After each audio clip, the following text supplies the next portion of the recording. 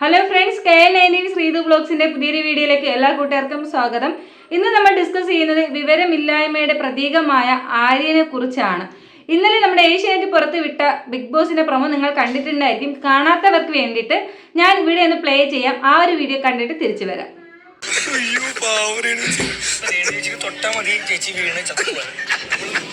നാളെ കൂടെ പോകും.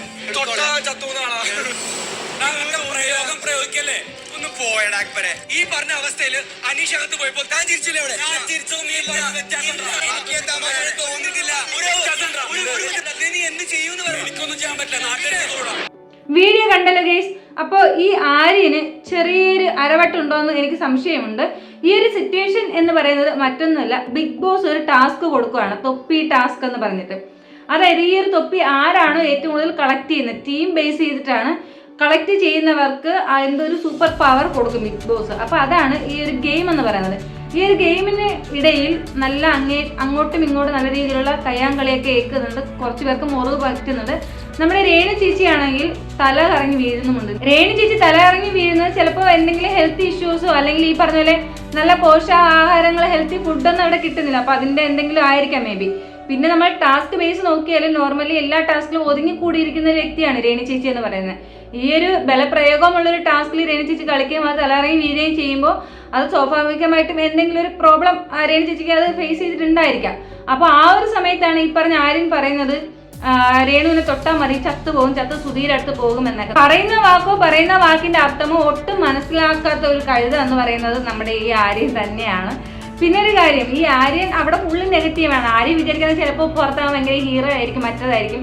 ഈ പറഞ്ഞ പൊളപ്പിന്റെ ടാസ്കിൽ കൂടെയും നമ്മുടെ ബിഗ് ബോസിന്റെ അടുത്ത് വന്നിട്ട് കരഞ്ഞു മെഴുകുന്നത് കണ്ട് അത് പറഞ്ഞപ്പോൾ ഞാൻ വേറൊരു കാര്യം പറയാം. ഞാൻ ഇന്നലെ ഈ പറഞ്ഞ നമ്മുടെ ആര്യന്റെ വീഡിയോ ഞാൻ ഇട്ടിട്ടുണ്ടായിരുന്നു. അപ്പോൾ അതിന് താഴെ വന്ന് കുറേ കമന്റ് എന്ന് പറഞ്ഞാൽ അത് നമ്മുടെ കാഴ്ചപ്പാടാണ്, അങ്ങനെ നമ്മൾ അങ്ങനെ കാണുന്നത് കൊണ്ടാണ്, അല്ലാതെ അവിടെ ഒരു തെറ്റും ഇല്ല എന്നുള്ളതാണ്. അതിനെയൊക്കെ ന്യായീകരിച്ചുകൊണ്ട് കുറേ യൂട്യൂബേഴ്സ് വേറെ എന്തോ മറ്റേ ആര്യ പുതപ്പിൻ്റെ അടുത്ത് മാറ്റിയിട്ട് ഇങ്ങനെ നോക്കുന്ന ഫോട്ടോയൊക്കെ വെച്ചിട്ട് ആര്യൻ ശരിക്കും അനുവിനെ പറ്റിച്ചതാണ് എന്നൊക്കെ പറഞ്ഞ് ന്യായീകരിക്കുന്നുണ്ട്. പക്ഷെ അവരോടൊക്കെ ഞാനൊരു കാര്യം പറയാം. നിങ്ങൾ ചിലപ്പോൾ ആ ഒരു ദിവസത്തെ വീഡിയോ, ഞാൻ 2 ദിവസത്തെ വീഡിയോ ഞാൻ എൻ്റെ വീഡിയോയിൽ ഞാൻ അപ്ലോഡ് ചെയ്തിട്ടുണ്ട്.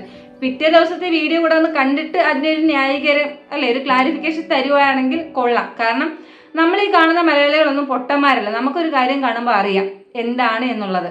ആ പുതപ്പിന്റെ ഇഷ്യൂവിൽ കൂടെ ഒത്തിരി നാണം കെട്ടിരിക്കുന്ന ഒരു വ്യക്തിയാണ് ആര്യൻ എന്ന് പറയുന്നത്. കൂടാതെ നമ്മുടെ ഇവിടെ നിന്ന് അകത്തോട്ട് പോയ വയൽക്കാട് എൻട്രീസ് നല്ല പേരും കൊടുത്തിട്ടുണ്ട്, പാവാട വള്ളി എന്നുള്ളതൊക്കെ.